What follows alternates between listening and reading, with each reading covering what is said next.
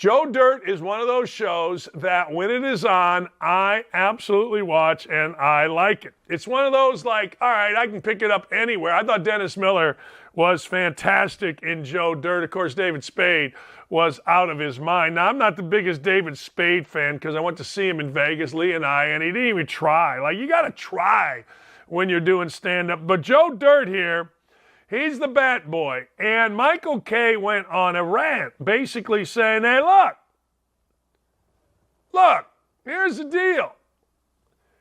You can't have long hair on the Yankees. Yankees have a dress code, but there it is, man. Joe Dirt on the right and Joe Dirt Jr. on the left. Tell me I'm wrong. Tell me this isn't absolutely glorious. And there is apparently an upcoming Joe Dirt movie. I guess Joe Dirt 2. I don't know. But there he is in all his sartorial splendor. The Yankees bat boy going all Joe Dirt. So he's just sitting there being a bat boy. And next thing you know, Michael Kay loses his mind on him. And now he is a hero enough to be on Don't At Me. The Joe Dirt Diamond Award goes to this bat boy. God bless you. God bless you. I agree with Curtis Manlow. Vegas is the worst place to see a comedian. We were staying, I forget where we were staying. He was there. We had nothing to do. We had been at the pool all afternoon, went to take a nap, and And next thing you know, we're like, let's go see Spade. Because I liked him in Rules of Engagement. I thought Rules of Engagement was pretty funny. I don't even know if he was in Rules of Engagement before or after we knew who David Spade was and we went. The Cavender twins are going to take their clothes off. They announced they're done playing college basketball, despite having another year left. You know the Cavender twins, the little basketball ballers that went into Indiana and beat Indiana and then immediately started taking their clothes off, putting on lingerie, putting on bikinis, showing their ass. They now are going to earn a ton of money showing their ass off the court. They have huge followings on TikTok, huge followings on Instagram, and they know how to shake it. We told you this going back. My wife, Lee Ross, said women are going to make the most money. Little athletes are going to make the most money. They're going to take their clothes off. That Olivia Dunn takes her clothes off, shows her, bends over, and next thing you know, guys are simple. We flock to that. So these two young ladies are doing that. They couldn't wait 2 minutes after losing in the Elite Eight or maybe it was a Final Four, I can't remember, to take their clothes off, do all those things, and make money. Apparently they have a deal with the WWE where they take their clothes off at the WWE and show their business to a certain degree. It's always tasteful. It's tasteful, people. It's tasteful. But they got the goods, they show the goods, and they rake in the cash. It's OnlyFans, but not as sleazy. Good for them. They weren't ever really ballers, although they were pretty good. They were simply TikTok stars, Instagram stars that balled really well. And now, ladies and gentlemen, they get to take their clothes off and make a lot of money. Good for them. A California woman is mad at a statue erected, and I said that word on purpose, in 1993, which to me doesn't seem that long ago, but it is 30 years, and she looks like that. Is there any doubt in your mind that she looks like that? Let me give you a hint. Here's something you never see. You go to the store, you go to a restaurant, you go to a public place, and you see a woman being mad at their kid and making a big scene. We've all seen it. It's never a hot mom. Never. It's always something that looks like that, or some biggin who's got that Munchausen, who's mad about like Munchausen by proxy. If you don't know what it is, look it up. It's always somebody mad about a statue, always is going to look like that. She's dying for attention. She's dying to be, the world should be according to my old ugly ass. That doesn't look like anything other than a rock on top of another rock. My God, it's offensive. It looks like a pee-pee, and it must go now. There was no chance that the Cavender twins or anybody looking like the Cavender twins' older sister or mother was going to be the woman here complaining about a statue. And somebody at old Channel 8 decided to come out and give this woman the attention that she so desperately desires. I need attention because I am old ugly woman. An old ugly woman or biggin woman needs attention. I need attention. Give me, give me, give me. There was no doubt she was going to look like an old shoe. I'm telling you, next time you're somewhere and some woman is grabbing her kid or being all nasty, I guarantee you she looks closer to that than the Cavender sisters. 100%. It's never hot mom from Carmel, Indiana, being a dummy in a store. It's always someone that looks like this, whatever this is. Nick Cannon wants to have a baby with Taylor Swift. Man, I got to tell you, if I'm if I'm Taylor Swift, I'm staying 6,000 miles away from that man's pee-pee. I'm not coming around that man, not even a little, not even sorta, not even kinda. That dude is a menace, Nick Cannon. That dude is an absolute menace to women's vajayjays. He is a menace.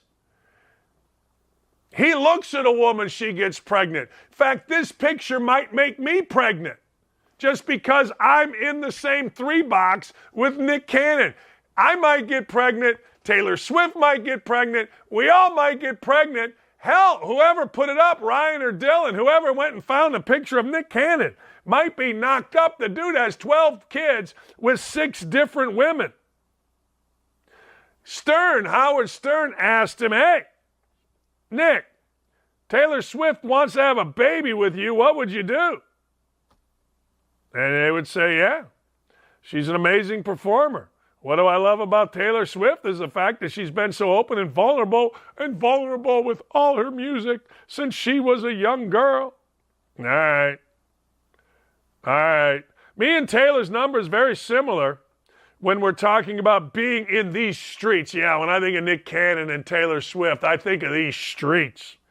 I think she would relate to me very well based off of like, yo, you've dated a lot of people in the public eye, so as I have. We would really understand each other.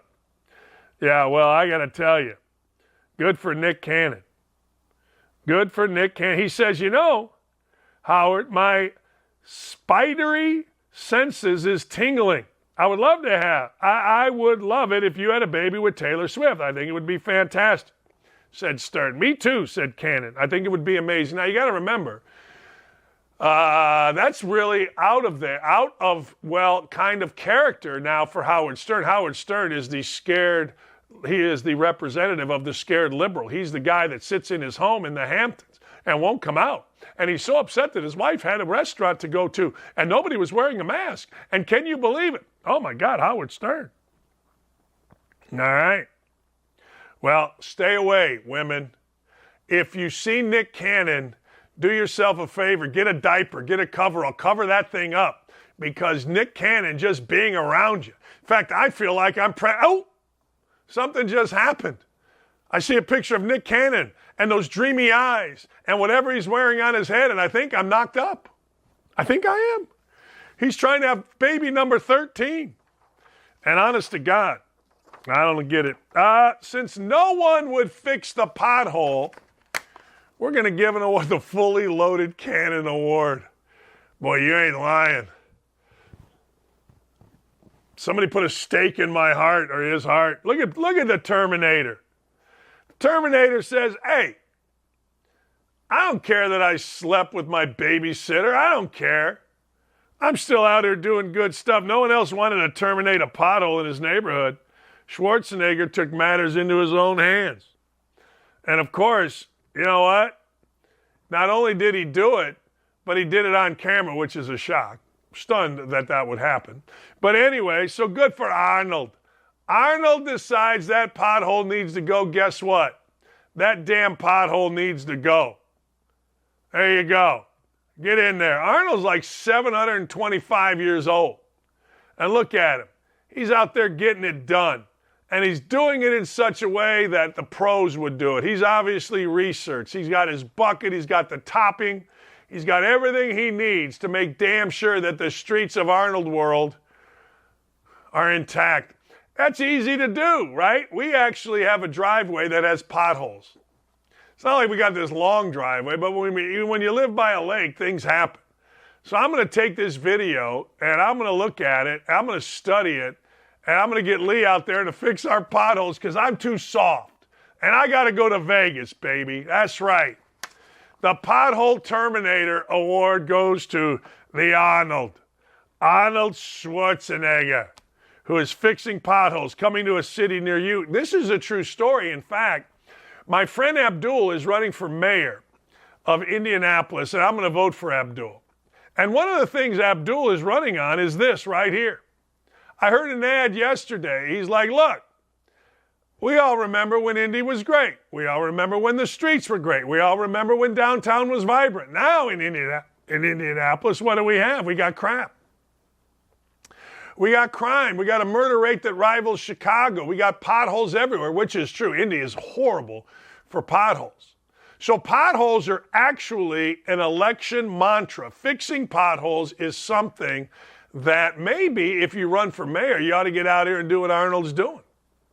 But find yourself a guy. You got to have a guy, don't you? I mean, let's be honest. If you're going to be doing stuff like this, get yourself a guy. Let him help you fix a pothole. Don't be out there potholing yourself. No. Fix the damn pothole with a guy.